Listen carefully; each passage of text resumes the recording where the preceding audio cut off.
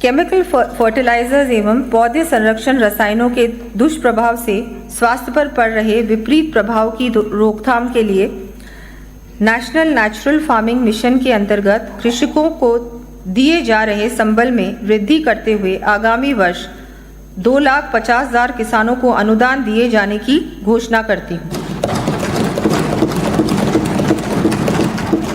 इसके साथ ही organic farming के लिए 1 लाख कृषकों तथा बायो एजेंट्स एवं बायो पेस्टिसाइड्स के लिए 2 लाख किसानों को लाभान्वित किया जाना भी प्रस्तावित है। प्रदेश में लघु एवं सीमांत कृषकों को बैलों से खेती करवाए जाने पर प्रोत्साहन राशि के रूप में 30,000 रुपये प्रतिवर्ष दिए जाने की घोषणा करती हूँ।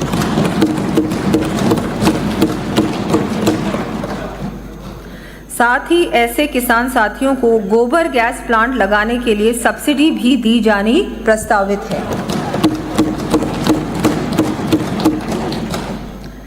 जैविक खेती उत्पादकों को उनके उत्पाद के विक्रय हेतु कृषि उपज मंडियों में दुकान भूखंड का आवंटन करने की नीति लाई जाएगी। हमारे द्वारा शुरू किए गए मुख्यमंत्री जल स्वावलंबन अभियान 2.0 के अंतर्गत आगामी वर्ष 4,700 से अधिक गांव में वाटर हार्वेस्टिंग स्ट्रक्चर्स के 1,10,000 कार्य करवाए जाने की मैं घोषणा करती हूँ।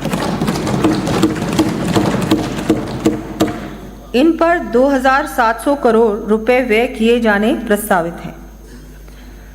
सस्टेनेबल लैंड यूज विकसित राजस्थान एट 2047 हेतु GIS आधारित green land use perspective plan बनाए जाने के लिए 30 करोड़ रुपए का प्रावधान प्रस्तावित करती हूँ। महात्मा गांधी नरेगा योजना अंतर्गत भूमि विकास के कार्यों यथा चारागाह विकास, नदी तट स्थिरीकरण एवं पहाड़ी क्षेत्रों के संरक्षण हेतु 500 करोड़ रुपए की राशि व्यय की जानी प्रस्तावित है।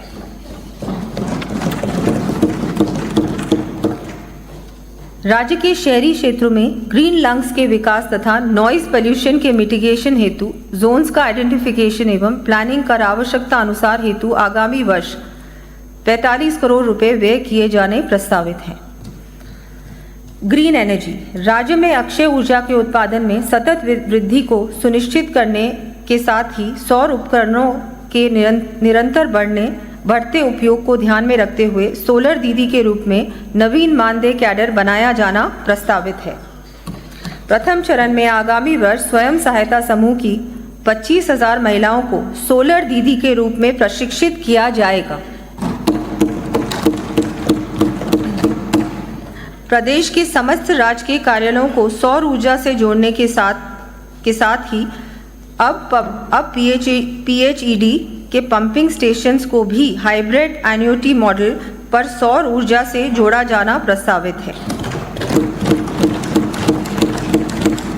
राज्य में क्लीन कुकिंग को प्रोत्साहित करने के उद्देश्य से आगामी वर्ष 1 लाख लाभार्थियों को निःशुल्क induction cooktop cooking system वितरित किए जाने की मैं घोषणा करती हूँ।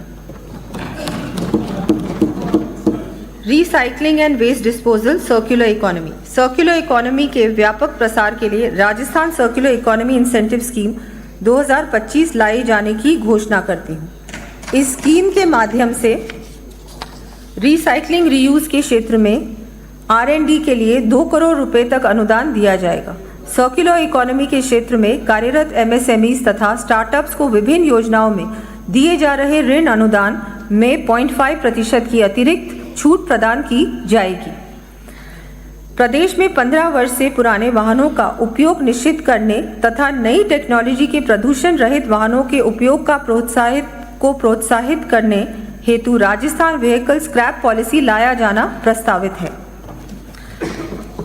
वेस्ट रीयूज और रिसाइकल कॉन्सेप्ट्स को प्रदर्शित करने सर्कुलर इकोनॉमी के बारे में जागरूकता बढ़ाने के लिए समस्त जिला मुख्यालयों पर waste to wealth park circulatory park स्थापित किए जाएंगे। ग्रामीण क्षेत्रों में भी आज प्लास्टिक के उपयोग से पर्यावरण के लिए चुनौती खड़ी हो रही है। इस समस्या को देखते हुए ग्राम पंचायतों पर स्टील के बर्तन उपलब्ध करवाते हुए बर्तन बैंक बनाया जाना प्रस्तावित है। इस हेतु प्रथम चरण में 1,000 पंचायतों को 1-1 लाख रुपए के बर्तन उपलब्ध करवाए जाएंगे। Clean tech development. माननीय अध्यक्ष महोदय, पर्यावरण संरक्षण से संबंधित विषयों में तकनीकी दक्षता बढ़ाने हेतु 250 करोड़ रुपए की राशि से clean and green technology development centre स्थापित किए जाने की घोषणा करती हूँ। केंद्र की स्मार्ट सिटी योजना की तर्ज पर बूंदी, नाथद्वारा, खाटू श्याम जी, माउंट आबू, बालोतरा, भरतपुर, बीकानेर, सवाई माधोपुर, अलवर, जोधपुर, जैसलमेर, किशनगढ़, भिवाड़ी, भीलवाड़ा, मंडावा, पुष्कर के शहरी क्षेत्रों को 900 करोड़ रुपए का कोष गठित कर आगामी 3 वर्षों में clean and green eco cities के रूप में विकसित किए जाने की घोषणा करती हूँ।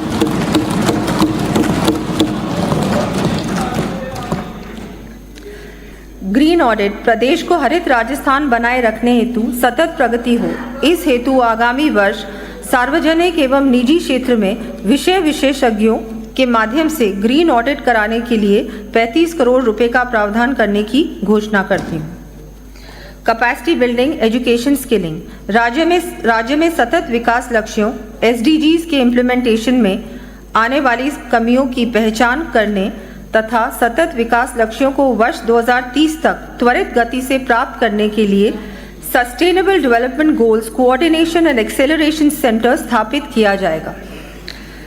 हमारी नई पीढ़ी सस्टेनेबल डेवलपमेंट तथा ग्रीन ग्रोथ के सिद्धांतों को आत्मसात कर आवश्यक स्किल्स प्राप्त कर सके, इस दृष्टि से स्कूल शिक्षा में आवश्यक प्रावधान करने के साथ ही उच्च एवं तकनीकी शिक्षा में नए विषय प्रारंभ करते हुए सर्टिफिकेशन कोर्सेज भी उपलब्ध करवाए जाने के लिए 40 करोड़ रुपए का प्रावधान प्रस्तावित है। Green funding. स्थानीय निकायों तथा निवेशकों को ग्रीन ग्रोथ संबंधी परियोजनाओं एवं गतिविधियों के क्रम में अतिरिक्त प्रोत्साहन उपलब्ध करवाने के लिए कार्बन क्रेडिट की तर्ज पर राजस्थान ग्रीन क्रेडिट मैकेनिज्म विकसित कर ट्रेडेबल क्रेडिट्स उपलब्ध करवाए जाने प्रस्तावित करती हूँ। साथ ही राजकीय परियोजनाओं के लिए ग्रीन फंड्स एवं इंस्ट्रूमेंट्स को लेवरेज भी किया जाएगा। प्रदेश में प्रचलित विभिन्न सामयिक मुद्दों के संबंध में सस्टेनेबल एवं एनवायरनमेंट फ्रेंडली समाधान ढूंढने की दृष्टि से 100 करोड़ रुपए का राजस्थान ग्रीन चैलेंज फंड स्थापित करने की घोषणा करती हूँ।